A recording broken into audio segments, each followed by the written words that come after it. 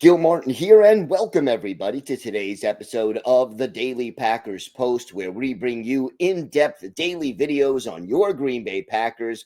We have new videos dropping every day, Monday through Friday, so hit the like button and subscribe so you never miss an episode.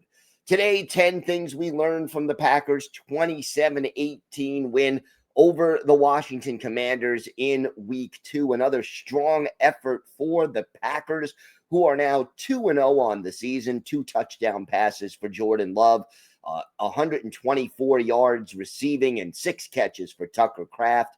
That's the first 100-yard game of his career, and a great start to the season for Green Bay. First thing we learned, that those 2 long scoring drives in the first half really set the tone. The Packers went 96 yards on 7 plays that ended with a 5-yard touchdown pass to Romeo Doubs. Then in the second quarter, a 10-play, 92-yard drive that made it 14-0.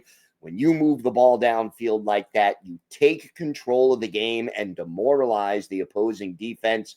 Green Bay never trailed in this game, took control early, and never quite relinquished it, although Washington did make a few attempts to get back in the game. Number 2, the Green Bay pass rush had a huge impact on this game. They pressured Jaden Daniels all throughout the contest and prevented Washington from effectively throwing the ball downfield. That's the second week in a row this happened. Micah Parsons, half a sack, but 8 pressures in this game. And Washington just didn't have any answers for the Packers' pass rush. Yeah, Green Bay had 4 sacks, but 12 quarterback hits as a team, including 3 by Parsons and 2 each by Edrin Cooper and Devontae Wyatt. And Washington, the Commanders, completed just 1 pass of 20 yards or more all game because they didn't have time to set back in the pocket and get the ball deep. Number 3, Tucker Kraft stepped up big time. Again, 6 catches, 124 yards, and a score.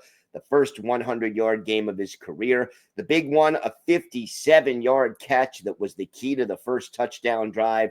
And Kraft still really hard to tackle one-on-one. A lot of yak yards after the catch.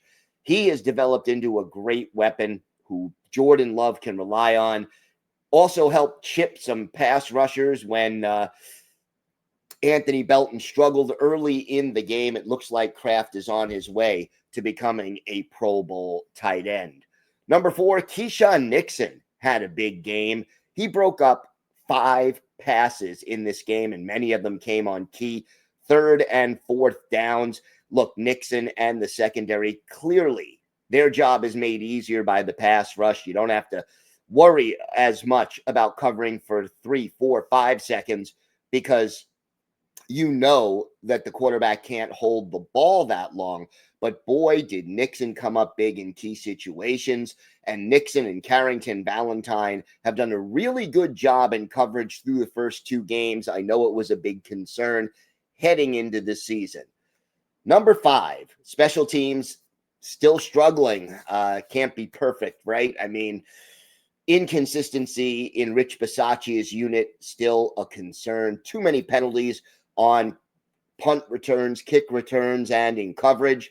You allow a 24-yard punt return and a 50-yard kick return in this game.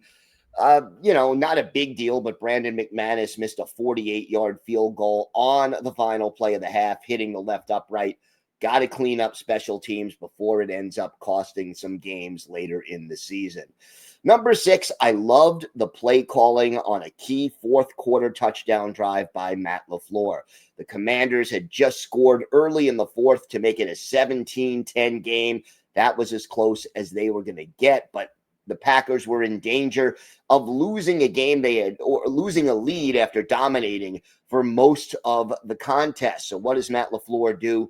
He saved a few different looks and trick plays for a 9-play, 65-yard drive that led to another touchdown. What did he do? Well, he opened up with a short pass to take advantage of Marshawn Lattimore, who had struggled all game long. And then you have Savion Williams operating out of the Wildcat, runs for 16 yards, And then on the next play, Matthew Golden, a 9-yard end around. It kept Washington and the Commanders' defense off balance and leads to the touchdown pass to Tucker Kraft. That drive took the momentum out of Washington's sails, and credit to Matt LaFleur for saving some of those different gadget plays for a key moment, and it paid off. Number 7, well, Jaden Daniels' running was contained. Daniels, one of the top running quarterbacks in the game, but the Packers defense did not let him run wild. Last year, he gained almost 900 yards on the ground, but against the Packers, 8 runs for 17 yards. How'd they do it? Well, the Packers and Jeff Hafley played zone almost all game long, which meant that the defenders were staying in their lanes and had their eyes on the quarterback. And if he started running, they rallied to the ball, and it worked really, really well. As a team, Washington gains just 51 yards on 19 carries. That's 2.7 yards per attempt. And their longest run was an 8-yard scramble by Daniels. This is the second straight game that the run defense of Green Bay has shut down a solid offensive running game. And when you combine that with the strong pass rush, this could be an elite defense. Number 8, Anthony Belton got the start in place of the injured Zach Tom, and he struggled early in the game. Had a blatant holding penalty that wiped out a touchdown pass to Jaden Reed, later gave up a sack. Reed, unfortunately, suffered a broken collarbone.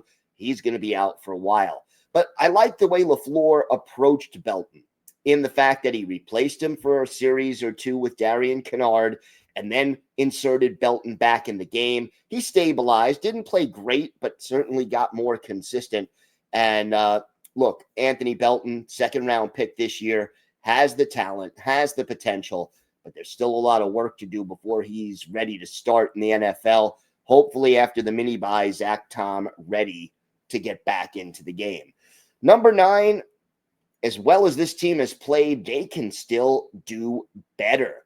Jordan Love still missing on 3 or 4 really good deep opportunities. Yeah, he hit the 57-yarder down the seam to Tucker Kraft, and that great 37-yard pass that Malik Heath made an incredible catch on.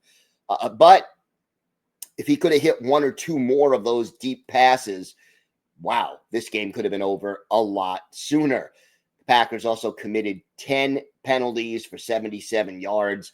These things can be costly. And then another mistake that was costly. In the first drive offensively of the game, 4th down, Packers decide to go for it, but they wanted to go up tempo. Referees wouldn't let them do it. Why? Kingsley Enagbare had initially run onto the field thinking the Packers were going to either punt or kick a field goal. And when he ran back off, because the Packers looked like they were substituting, the up tempo was denied. The pass fell incomplete. Again, sloppy plays, got to clean them up. But so far, they haven't hurt the Packers that much. And number 10, this is a great start to the season, so enjoy the mini-bye. You have 2 wins over 2 quality opponents. The Lions, who had the best record in the NFC last year and won the NFC North, swept the Packers a year ago. And then the Commanders, who went to the NFC title game last year and have one of the best young quarterbacks in the league.